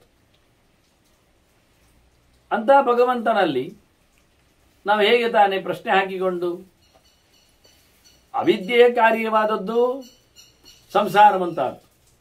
ಭಗವಂತನ ತಿಳಿಯದೇ ಇದ್ದು ನಾವು ಒದ್ದಾಡಿದ್ದೇವೆ. ದೇವರು ಏನನ್ನು ತಿಳಿಯದೆ ಒದ್ದಾಡಬೇಕು? ಒದ್ದಾಡದವನು, ಇಲ್ಲಿರದವನು, ಅದನ್ನವನು ಭಗವಂತ. ಅವನನ್ನು ಪ್ರತ್ಯೇಕವಾಗಿ ತಿಳ್ಕೊಳ್ಳಿಕ್ಕೆ ಬೇಕು. ಅವನಲ್ಲಿ ಬಾಹ್ಯವಾದಂಥ ಮತ್ತು ಅಷ್ಟೇ ಅಲ್ಲ, ದೇವರು ದುಃಖವನ್ನು ಪಡೆಯುವವನಾಗಿ ನಮ್ಮಂತೆ ಅನ್ನತಕ್ಕಂಥ ಯಾವುದೇ ಯುಕ್ತಿಗಳು ಇಲ್ಲ, ಹೇಳಿಕೆಗಳು ಇಲ್ಲ. ನತ್ವೇವ ಹೇತವಸ್ಸಂತಿ ಏಕೇಚಿತ್ ಮೂರ್ತಿ ಸಂಸ್ಥಿತ. ದೇಹದಲ್ಲಿ ಇರಲಿಕ್ಕೆ ಕೃಷ್ಣ ಹೇಳಿದಾಗೆ ಎಲ್ಲರಲ್ಲಿ ನಾನು ಇದ್ದೇನೆ ಹೇಳುವಂಥದ್ದು. ಆದರೆ ಆ ದೇಹವನ್ನು ಹೊತ್ತ ಜೀವನ ಹಾಗೆ ಇವನು, ಜೀವನೇ ಇವನು ಹಾಗೇನಿದೆ. ಅದು ಪ್ರತ್ಯೇಕವಾದಂತಹ ಕತೆ. ಹಾಗಾಗಿ ಅಮರ್ತ್ಯಸ್ಯ ಮರ್ತ್ಯೇನ ಸಾಮಾನ್ಯ ನೋಪೋದ್ಯತೆ. ನಾವೀಗ ಜೀವನನ್ನು ದೇಹಕ್ಕೆ ಹೋಲಿಸಲಿಕ್ಕೆ ಆಗುವುದೇ ಇಲ್ಲ. ಯಾಕೆಂದರೆ ಜೀವನಲ್ಲಿ ಇರತಕ್ಕಂಥ ಧರ್ಮ ವಿಶೇಷಗಳು. ದೇವರ ಪ್ರತಿಬಿಂಬನಾಗಿದ್ದಾನೆ, ಸ್ವರೂಪಕ್ಕೆ ನಾಶ ಇಲ್ಲದವನಾಗಿ ಬಂದಿದ್ದಾನೆ. ಅಂದರೆ ಜೀವನ ಸಾಯುವುದಿಲ್ಲ ದೇವರಾಗಿ, ಅಚ್ಚೇ ದಿವ್ಯ ಮದಾಖ್ಯೋಯ ಹೇಳಿಕೊಟ್ಟಾಗಿ. ಆದ್ದರಿಂದ ಅಮರ್ತ್ಯನಾದಂತಹ ಜೀವನ ಜೊತೆಯಲ್ಲಿ ಮರ್ತ್ಯವಾದ ಈ ಲೋಕದ ಸಾಯತಕ್ಕಂಥ ಸಂಗತಿಗಳಿಂದ ಏನು ನೀವು ಕಾರಣವನ್ನು ಸಂಬಂಧವನ್ನು ಗಮನಿಸ್ತೀರಿ, ಗುರುತಿಸ್ತೀರಿ? ಆಗುವುದಿಲ್ಲ.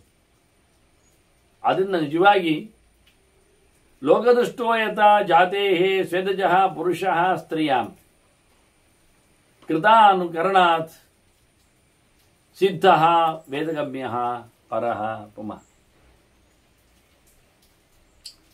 ಲೋಕದಲ್ಲಿ ಕಂಡಿದೆ ನಮಗೇನು ಕೇಳಿದರೆ ಹುಟ್ಟಿದವನನ್ನು ಲೆಕ್ಕಾಚಾರ ಮಾಡಲಿಕ್ಕೆ ಹೇಳುತ್ತೇವೆ ನಾವು.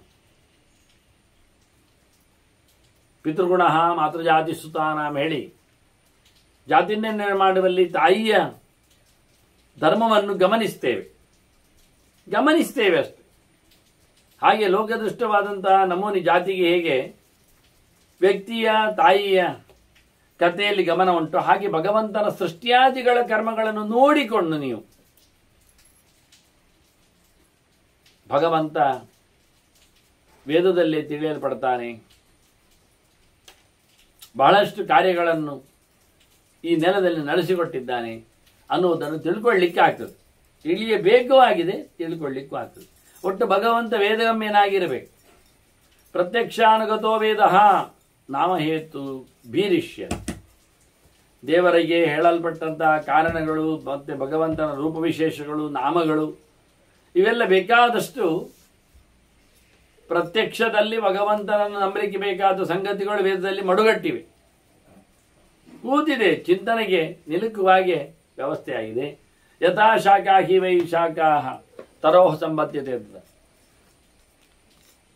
ಗೆಲ್ಲುಗಳನ್ನು ನೋಡಿ, ಒಂದು ಗೆಲ್ಲು ನೋಡಿ, ಆ ಗೆಲ್ಲುಗಳಿಗೆಲ್ಲ ಒಂದು ಮರವನ್ನು ನಾವು ಗಮನಿಸ್ತೇವಲ್ವ. ಹಾಗೆ ಇಡೀ ಸೊತ್ತುಗಳನ್ನು ನೋಡುವಲ್ಲಿ ಭಗವಂತನ ಮೂಲ ಸ್ರೋತಸ್ಸನ್ನು ಯಥಾ ತರೋರ್ ಮೂಲ ನಿಸೇಚನೇನ ಅಂತ ಗೆಲ್ಲುಗಳು ಚೆನ್ನಾಗಿ ಬೆಳೆಯಬೇಕು. ಅಲ್ಲಿ ಮಧ್ಯೆಯಲ್ಲಿ ಹಸಿರು ಎಲೆ ಹೋಗಿ ಕಪ್ಪು ಎಲೆ ಆಗಿದೆ ಅಥವಾ ಬ್ರೌನ್ ಕಲರ್ಗೆ ತಿರುಗಿದೆ, ಅದರಿಂದ ಅದಕ್ಕೆ ಹೇಳಬೇಕು ಅಂತ ಹೇಳಿ ಯಾರು ಆ ಗೆಲ್ಲಿನ ಹತ್ತಿರ ಹೋಗಿ ಮಾತಾಡಿಸುವುದಿಲ್ಲ. ಏನಿದ್ರು ಬುಡಕ್ಕೆ ಸೇವೆ. ಹೀಗಾಗಿ ಭಗವಂತನ ಚಿಂತನೆಯನ್ನು ಬಹಳ ಚಂದವಾಗಿ ಎಲ್ಲಕ್ಕೆ ಅವನು ಬುಡನಿದ್ದಾನೆ, ಆರಂಭನಿದ್ದಾನೆ, ಆಶ್ರಯನಿದ್ದಾನೆ ಎನ್ನುವುದನ್ನು ಸ್ಪಷ್ಟಪಡಿಸಿ ತೋರಿಸ್ತಾರೆ. ವಾಸ್ತವವಾಗಿ ಶ್ರುತ್ವಾ ತಥಾ ಪರೋಹ್ಯಾತ್ಮ ದೃಶ್ಯತೆ ಸೋಪಿ ಅಲಿಂಗವಾನ್. ಈ ರೀತಿಯಾಗಿ ಭಗವಂತನನ್ನು ಕೇಳಿಕೊಂಡು ನೋಡಿಕೊಂಡು ಕೂತರೆ ಅವನಿಗೆ ಈ ಬಾಹ್ಯವಾದಾಗಲಿ ಸೂಕ್ಷ್ಮವಾದಾಗಲಿ ದೇಹ ಇಲ್ಲ ಎನ್ನುವುದು ಅರ್ಥ ಆಗ್ತದೆ. ಭಗವಂತ ವೇದದಲ್ಲಿಯೇ ನಮಗೆ ಸಿಗಬೇಕಾದವನು.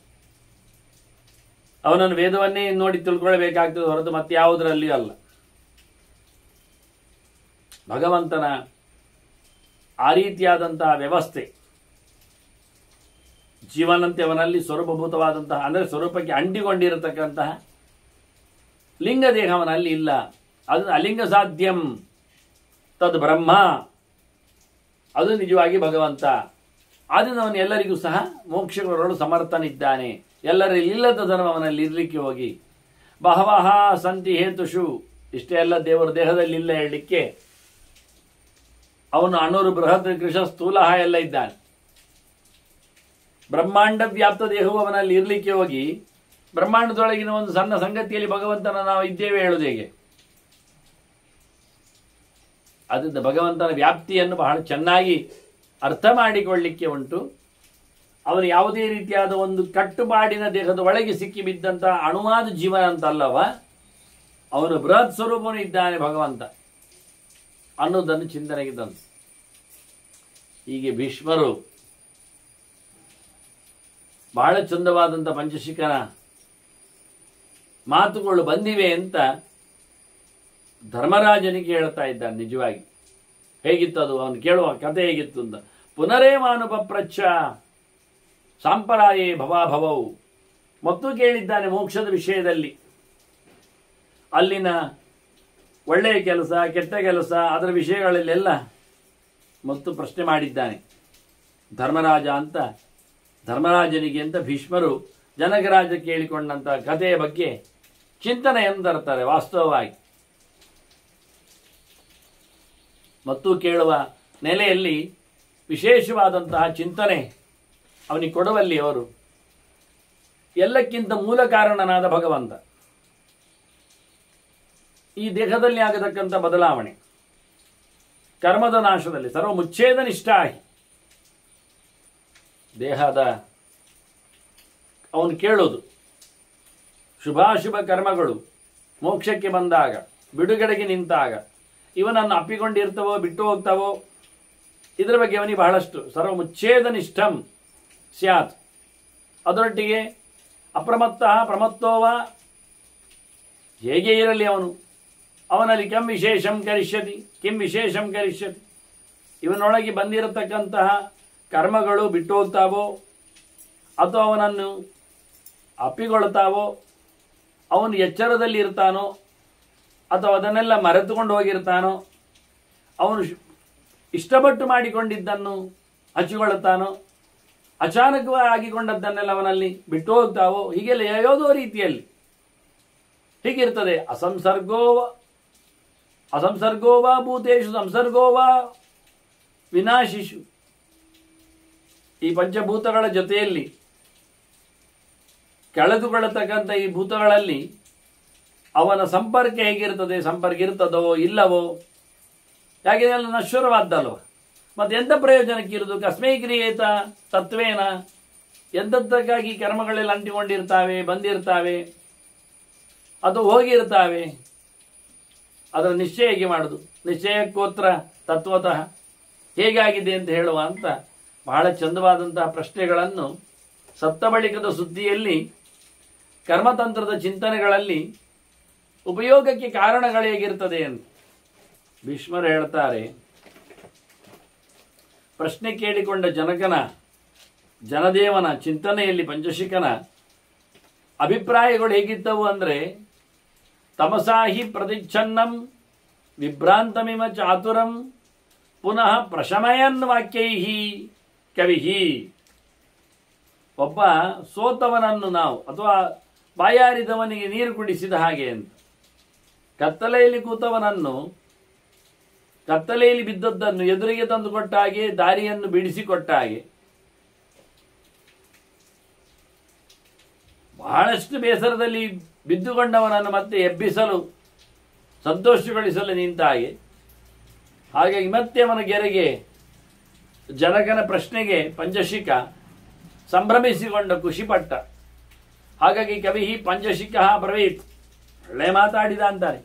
ಯಾವಾಗಲೂ ಕವಿಯ ಕಾವ್ಯದಲ್ಲಿ ವಿಶೇಷಾಂಶಗಳು ಮತ್ತೆ ಮತ್ತೆ ಇಣುಕ್ತಾವೆ ಅಂತ ಕ್ರಮ. ನನ್ನ ಪುರಾಣಕಾರರು ಬಹಳಷ್ಟು ಕಡೆಯಲ್ಲಿ ತಂದು ಹಾಕಿದ್ದಾರೆ. ಅಂತಹ ನೆಲೆಯಲ್ಲಿ ಇವರು ಬಹಳ ಸುಂದರವಾಗಿ ಭಗವಂತನ ಬಗ್ಗೆ ವಿಶದವಾದ ಮಾತನ್ನು, ಕ ಅಂದರೆ ಸದ್ದು ಅಂತ ಅರ್ಥ, ವಿ ಅಂದರೆ ವಿಷ್ಣು ಅಂತ ಅರ್ಥ, ದೇವರ ಬಗ್ಗೆಗೆ ಮಾತಾಡಿದ, ಸದ್ದು ಮಾಡಿದ, ಶಬ್ದಗಳನ್ನು ಹೊಸದು ತೋರಿಸಿದ. ಅವನು ಕೇಳಿಕೊಂಡದ್ದರ ಚಿಂತನೆಗಾಗಿ ಬಹಳ ಅದ್ದೂರಿಯಾಗಿ ಹೇಳ್ತಾನೆ. ಹೇಗೆ ಅಂದರೆ, ಅದೇ ಕರ್ಮನಾಶದ ಬಗ್ಗೆ ಹೇಳುವಾಗ ಉಚ್ಛೇದನಿಷ್ಠಾನೇಹ ಅಸ್ತಿ, ಮತ್ತೆ ಭಾವನಿಷ್ಠಾನ ವಿದ್ಯತೆ. ಕರ್ಮ ಬಿಟ್ಟು ಹೋಗುವುದಿಲ್ಲ ಅವನನ್ನು ಮಾಡಿದ್ದು ಒಳ್ಳೆದು ಕೆಟ್ಟದು, ಆದರೆ ಅವನ ಅನಿತ್ಯ ಜ್ಞಾನ ಉಂಟಲ್ಲ ಅದೇ ಇಲ್ಲ. ಭಾವ ಅಂದರೆ ಅವನಲ್ಲಿ ಇರತಕ್ಕಂಥ ಧರ್ಮ ಜ್ಞಾನ ಅದೇ ಇಲ್ಲ. ಬಾಹ್ಯವಾಗಿ ಬಂದಿರತಕ್ಕಂಥ ಜ್ಞಾನಕ್ಕೆ ಅದಿಲ್ಲ. ಆಂತರವಾದ ಜ್ಞಾನದಲ್ಲಿ ಅಪರೋಕ್ಷಾದಿಗಳಲ್ಲಿ ಅವನು ನೆಲೆಗೊಳ್ಳುವುದರಿಂದ ಬಾಹ್ಯ ಭೌತವಾದ ನೆಲೆಯಲ್ಲಿ ಅವನಿಗೆ ಅಂಥ ಅರಿವುಗಳು ಉಳಿಯುವುದಿಲ್ಲ. ಆದರೆ ಅವನ ಕರ್ಮ ಮಾತ್ರ ಅದು ನಾಶ ಆಗುವುದಿಲ್ಲ, ಅವನೊಟ್ಟಿಗೆ ಬಂದಿರುತ್ತದೆ, ಮುಂದೆ ಮಾಡಲಿಕ್ಕೆ ಉಂಟು. ತಿಳ್ಕೊಳ್ಳುವ ಕಥೆ ಹೇಗಿರ್ತದೆ, ಬರುವುದು ಹೇಗೆ ಅಂದರೆ, ಅಹಂ ಹ್ಯಪಿ ಸಮಾಹಾರ ಶರೀರೇಂದ್ರಿಯ ಚೇತಸಾಂ ವರ್ತತೆ.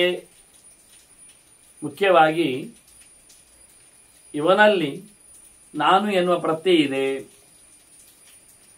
ದೇಹದಲ್ಲಿ ಮನಸ್ಸಿನಲ್ಲಿ ಆಗಿರತಕ್ಕಂಥ, ಇಂದ್ರಿಯಗಳಲ್ಲಿ ಆಗಿರತಕ್ಕಂಥ ಕರ್ಮಗಳು ಅಲ್ಲಿ ಸೇರಿಕೊಳ್ಳುತ್ತವೆ, ಎಲ್ಲ ಒಟ್ಟಾಗ್ತದೆ, ಅದರದ್ದು ಭೋಗ ಆಗ್ತದೆ. ನಾನು ಭೋಗಿಗೆ ಇಂತ ಗೊತ್ತುಂಟು ಅವನಿಗೆ.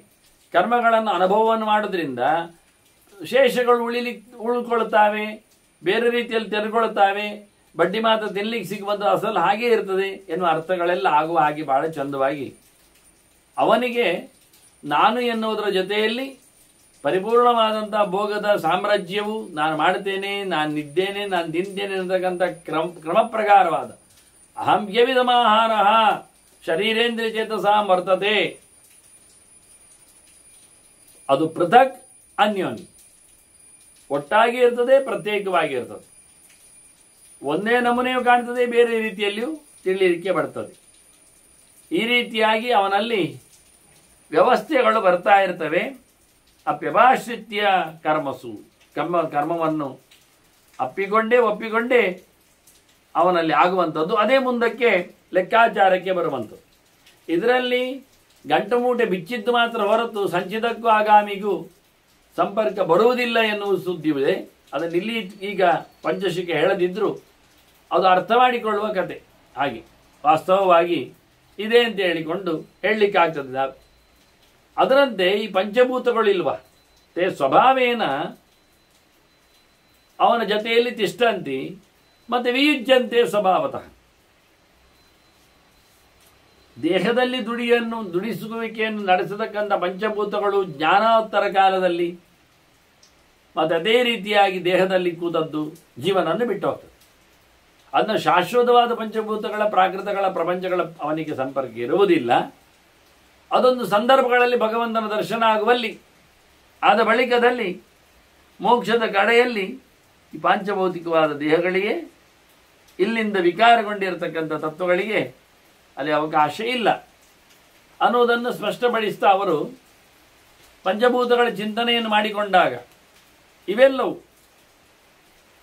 ಸೇರಿಕೊಂಡು ಏಷ ಪಂಚ ಸಮಾಹಾರ, ಪಂಚಭೂತಗಳ ಮೇಳನ ಅದೇ ಶರೀರಮಿತಿ ನೈಖದ, ಬಹಳ ರೀತಿಯಿಂದ ಉಂಟು. ನಮ್ಮ ಶರೀರ ಪಂಚಭೂತಗಳಿಂದ ವಿಕಾರಗೊಂಡದ್ದು ಹೀಗೆ ಕಂಡರೆ ಪ್ರಾಣಿಗಳದ್ದಾಗಿಲ್ಲ, ಕೀಟಗಳದ್ದು ಇನ್ಸೆಕ್ಟ್ಸ್ಗಳದ್ದು ಆಗಿಲ್ಲ, ಮರಮಟ್ಟುಗಳದ್ದು ಆಗಿಲ್ಲ. ಆದರೆ ಎಲ್ಲ ಕಡೆಯಲ್ಲಿಯೂ ಪಂಚಭೂತಗಳ ಸಮಾಹಾರವೇ ಇರುವುದು. ಆದರೆ ಅನೇಕ ಪ್ರಕಾರಗಳಲ್ಲಿ ಅದು ಕೂತಿದೆ. ಆದ್ದರಿಂದ ಭಗವಂತನನ್ನು ನಾವಿಲ್ಲಿ ನೋಡಿಕೊಳ್ಳಬೇಕಾದ ಕಥೆ ಹೇಗೆ ಅಂದರೆ, ನಾನು ಹೇಳುವುದು ನಾನು ಅಲ್ಲ, ಅಹಂ ಎನ್ನುವುದು ಅಹೇನಾದ ಅಹೇಯತ್ವಾತ್ ಅಹನ್ನಾಮ ಅಂತ. ನಮಗೆ ಯಾರನ್ನು ಬಿಡಲಾಗದೇ ಇರತಕ್ಕ ಸಂಗತಿ ಯಾವುದು ಕೇಳಿದರೆ ಅಹಂ, ಅದು ದೇವರು. ಹಾ ಅಂದರೆ ಬಿಡುವುದು, ಹಾನಿ. ಓಹ ತ್ಯಾಗ. ಅಹ ಅಂದರೆ ಬಿಡಲಾಗುವುದಿಲ್ಲ ಅಂತ. ಯಾವ ವ್ಯಕ್ತಿಯು ದೇವರನ್ನು ಬಿಟ್ಟಿರಲಿಕ್ಕೆ ಬರುವುದಿಲ್ಲ. ಯಾವ ಜೀವವು ಸ್ವತಂತ್ರವಾಗಿ ಭಗವಂತನಿಲ್ಲದೆ ಇರಲಿಕ್ಕೆ ಆಗುವುದಿಲ್ಲ. ಅದು ಯಾವ ಪ್ರಕಾರದ ಪ್ರಾಣಿಗಳಲ್ಲೇ ಇರಲಿ. ಆದರೆ ಒಟ್ಕೊರಳಿನಿಂದ ಹೇಳುವಾಗ ಒಂದೇ ಕಡೆಯಲ್ಲಿ ಅಹಂ ವಾಚ್ಯಂ ದ್ವಿಜಾನಾಂ ಯತ್ ವಿಶಿಷ್ಟಂ ಬುದ್ಧಿರೂಪವತ್. ಒಳ್ಳೆ ಚಿಂತನೆ ಉಳ್ಳವನಿಗೆ, ಭಗವಂತನ ಎಚ್ಚರವನ್ನು ಸಂಪಾದನೆ ಮಾಡುವವನಿಗೆ ದೇವರು ನಾನು ಅಲ್ಲ ಆಗಬೇಕು. ಅಂದರೆ ಅಹಂ, ನಾನು ದೇವರು ಅಲ್ಲ, ನನಗೆ ದೇವರು ಅಹಂ ಇದ್ದಾನೆ, ಬಿಟ್ಟಾಗದ ಬಿಟ್ಟಿರಲಾರದ ಸಂಗತಿಯಾಗಿದ್ದಾನೆ ಏನು ಎಚ್ಚರದಲ್ಲಿ ಅವನು ಕೂತರೆ ಅಂತ ಭಗವಂತ ವಾಚಾಮಗೋಚರಂ ನಿತ್ಯಂ, ಯಾವತ್ತು ಏನು ಹೇಳಲಿಕ್ಕೆ ಅವನಿಗೆ ಆಗೋದಿಲ್ಲ.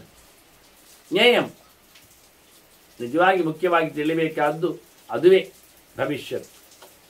ಮುಖ್ಯವಾದಂತಹ ತಿಳುವಳಿಕೆ ಜ್ಞೇಯಮೇವಂ ಭವಿಷ್ಯತ್. ಭಗವಂತನನ್ನು ಮಾತಿಗೆ ನಿಲುಕದವನು ಯಥೋ ವಾಚೋ ನಿವರ್ತಂತೆ ಅಪ್ರಾಪ್ಯ ಮನಸಾ ಸಹ. ಅಪ್ರಾಕೃತನನ್ನು ನಾವು ಪ್ರಾಕೃತವಾದ ಈ ಕಣ್ಣುಗಳಿಂದ ಇಂದ್ರಿಯಗಳಿಂದ ಮಾತಾಡಿಸ್ಲಿಕ್ಕೆ ಆಗುವುದಿಲ್ಲ, ನೋಡಲಿಕ್ಕೆ ಬರುವುದಿಲ್ಲ, ಮುಟ್ಲಿಕ್ಕೆ ಆಗುವುದಿಲ್ಲ. ಎಷ್ಟು ಶಬ್ದಗಳಿಂದ ತಿಳಿಸಿದರು ಮತ್ತೆ ಅಷ್ಟೇ ಅದರಲ್ಲಿ ಅನುಭವಗಳು ಬಾಕಿ ಇರ್ತಾರೆ. ಮತ್ತೆ ಇದರ ಪ್ರಕಾರ ಇವತ್ತಿನಂತೆ ಕಟ್ಟಿಯಾಕಿಕೊಂಡು ತೋರಿಸುವ ಅಂದ್ರೆ ಅದಾಗುವಂಥದ್ದಲ್ಲ ಅಂತ ಏಂದ್ರಿಯಾಣಿ. ಅದನ್ನು ವಾಚಾಮಗೋಚರಂ ಜ್ಞೇಯಂ ಮತ್, ಎಲ್ಲರಿಂದಲೂ ತಿಳಿಯಲು ಯೋಗ್ಯವಾದದ್ದು ನಾರಾಯಣಂ ಮಹಾಜ್ಞೇಯಂ ವಿಶ್ವಾತ್ಮಾನಂ ಪರಾಯಣಂ ಅಂತ ಬಹಳ ಸುಲಭವಾಗಿ ಎಲ್ಲೆಡೆ ತುಂಬಿದ ದೇವರನ್ನು ತಿಳಿಯುವುದು ಬಹಳ ಸುಲಭ. ಆತ್ಮತ್ವಾತ್ ಎನ್ನುವ ಹೇತುವೆ. ಆತ್ಮತ್ವಾತ್ ಅಂದರೆ ಅಂತರ್ಯಾಮಿಯಾಗಿ ಸ್ವಾಮಿಯಾಗಿ ವಿಷಯಭೋಗಗಳನ್ನು ಅನುಭವಿಸುವಂತೆ ಮಾಡ್ತಾ. ಹೇಗೆ ಅಂದರೆ ಹೇಗೆ ದೇಹದಲ್ಲಿ ಜೀವ ಇಲ್ಲದಿದ್ದರೆ ಊಟೋಪಚಾರಾದಿಗಳೆಲ್ಲ ಇರ್ತದ? ಅಂದರೆ ಹೆಣಕ್ಕೆ ನಾವೆಲ್ಲಿ ಅದು ಊಟ ಹಾಕ್ತೇವ? ಅದು ಎಲ್ಲಿಯೂ ಕ್ರಿಯಾಶೀಲವಾಗಿರ್ತದ? ಇಲ್ಲ. ಯಾಕೆಂದ್ರೆ ಅದರಲ್ಲಿ ಜೀವ ಇಲ್ಲ. ಅದರಂತೆ ನಮ್ಮಲ್ಲಿಯೂ ಸಹ ಜೀವ ಇದ್ದರೂ ಕ್ರಿಯಾಶೀಲತೆಗೆ ಕಾರಣ ದೇವರೇ. ದೇವರಿಲ್ಲದೆ ಹೋದಲ್ಲಿ ಈಗ ನಮ್ಮಲ್ಲಿ ಕ್ರಿಯಾಶೀಲತೆಗೂ ನಾವು ಕಾರಣವಾ? ನಮ್ಮಲ್ಲಿ ಕ್ರಿಯಾಶೀಲತೆಗೆ ದೇಹದಲ್ಲಿ ಆರೋಗ್ಯ ಕಾರಣ ಅಲ್ವಾ? ಹೌದು. ಆರೋಗ್ಯಕ್ಕೇನು ಕಾರಣ? ಆಹಾರ. ಆಹಾರಕ್ಕೇನು ಕಾರಣ? ಹೀಗೆ ಒಂದೊಂದಕ್ಕೆ ಕಾರಣ ಹುಡುಕ್ತಾ ಹೋಗ್ಲಿಕ್ಕೆ ಇರ್ತದೆ. ಆರೋಗ್ಯ ಬರಲಿಕ್ಕಾದರೂ ಆಹಾರಕ್ಕೆ ಒಳ್ಳೆ ಇದರಲ್ಲಿ ಆಗಲಿಕ್ಕೆ ಹೋದರೂ ಆ ರೀತಿಯಾದ ಆಹಾರಗಳನ್ನು ಬೆಳೆಸುವಲ್ಲಿ, ಅಂಥ ಅಟ್ಮಾಸ್ಫಿಯರಲ್ಲಿ ನಮ್ಮನ್ನು ದುಡಿಸಿಕೊಳ್ಳುವಲ್ಲಿ ಜೀವನಿಗೆ ಕೆಲವೆಡೆ ಸ್ವಾತಂತ್ರ್ಯ ಇರುವುದಿಲ್ಲ. ಆದ್ದರಿಂದ ಭಗವಂತನೇ ಒಳಗೆ ನಿಂತು ಎಲ್ಲ ಕೆಲಸ ಮಾಡ್ತಾರೆ. ನಾವು ಬದುಕಿದ್ದೇವೆ ಅಂತ ಹೇಳುವುದಕ್ಕಿಂತ ನಮ್ಮನ್ನು ಗಾಳಿ ಬದುಕಿಸಿದ್ದೇ ಹೇಳುವುದು ಚಂದ. ನಾವು ಗಾಳಿಯನ್ನು ಆಧರಿಸಿಕೊಂಡು ಕೂತಿದ್ದೇವೆ, ಹೇಗೋ ಹಾಗೆ. ದೇಹದಲ್ಲಿ ಚೇಷ್ಟೆ ಇರಲಿಕ್ಕೆ ಕಾರಣ ಗಾಳಿ. ಹೆಣದಲ್ಲಿ ಗಾಳಿ ಇಲ್ಲವಾ ಅಂದರೆ ಹೆಣದಲ್ಲಿ ಜೀವ ಇಲ್ಲದೆ ಇರುವುದರಿಂದ ಗಾಳಿ ಇಲ್ಲ. ಜೀವ ಸಹಿತವಾಗಿ ಓಡಾಡಬೇಕು ಗಾಳಿ. ಪ್ರಾಣಾಪಾನ ವ್ಯಾನೋದಾನ ನಾಗಕೂರ್ಮ ಕೃಕರ ದೇವದತ್ತ ಧನಂಜಯರು ಇನ್ನೆಷ್ಟೋ ನಾಡಿಗಳಲ್ಲಿ ನೆಲೆಗೊಂಡವರು. ಅವರನ್ನು ಪ್ರೇರಿಸುವುದು ಭಗವಂತ. ಇಲ್ಲಿಗೆ ಮಾತ್ರ ಯಾಕೆ ಗಾಳಿ ಬರಬೇಕು? ಇವನಲ್ಲಿ ಮಾತ್ರ ಮೂಗಿನಲ್ಲಿ ಯಾಕೆ ಗಾಳಿ ಕಮ್ಮಿ ಆಗಬೇಕು? ಅದಕ್ಕೆ ನಾನು ಆರೋಗ್ಯವನ್ನು ಮೊದಲಿಟ್ಟುಕೊಂಡ. ಅಂದ್ರೆ ಎಲ್ಲ ತತ್ವಾಭಿಮಾನಿಗಳು ಪ್ರಾಣನ ಪರವಾಗಿ ನಿಂತು, ಪ್ರಾಣ ಭಗವತ್ ಪರವನಾಗಿ ನಿಂತು ಇಲ್ಲಿ ಚೇಷ್ಟೆಯನ್ನು ಮಾಡಿಸ್ತಾನಾದ್ರಿಂದ ತಿಳಿಯಬೇಕಾದ ಸಂಗತಿ ದೇವರೇ. ಸರ್ವೋತ್ತಮನಾದ ಭಗವಂತನನ್ನು ಅನುಸಂಧಾನ ಮಾಡಿದರೆ ಬಹಳ ವಿಶೇಷವಾಗಿರತಕ್ಕಂಥ ಬ್ರಹ್ಮತತ್ವ ಅವನಿಗೆ ಗಮನಕ್ಕೆ ಬರ್ತದೆ. ಇದರಿಂದಾಗಿ ಆತ ನಾನು ಅಲ್ಲ, ನಾನು ಹೇಳುವಂಥದ್ದೆಲ್ಲ ಅದು ದೇವರು ಬಿಟ್ಟಿಲ್ಲರಾದ ಸಂಗತಿ ಇದ್ದಾನೆ ಅಂತ ಜೀವನಲ್ಲಿ ಇನ್ನೊಂದು ತತ್ವದ ಬಗ್ಗೆ ಎಚ್ಚರ ಮೂಡುವಂತೆ ಮಾತಾಡಿದ್ದಾನೆ. ಇನ್ನೂ ಅನೇಕ ಆಯಾಮಗಳಿಂದ ದೇವರ ಚಿಂತನೆಗಳನ್ನು ಕೆಲವು ರೀತಿಯಲ್ಲಿ ತಿಳಿಸಿಕೊಡ್ಲಿಕ್ಕಿದ್ದಾನೆ ಪಂಚಶಿಖ. ಹಾಗಾಗಿ ಅದನ್ನು ಮತ್ತೆ ನಾವು ಚಿಂತನೆಯನ್ನು ನಡೆಸುವ ವಂದನೆಗಳೊಂದಿಗೆ ಶ್ರೀಕೃಷ್ಣಾರ್ಪಣಮಸ್ತು. ನಾರಾಯಣ ನಾರಾಯಣ ನಾರಾಯಣ.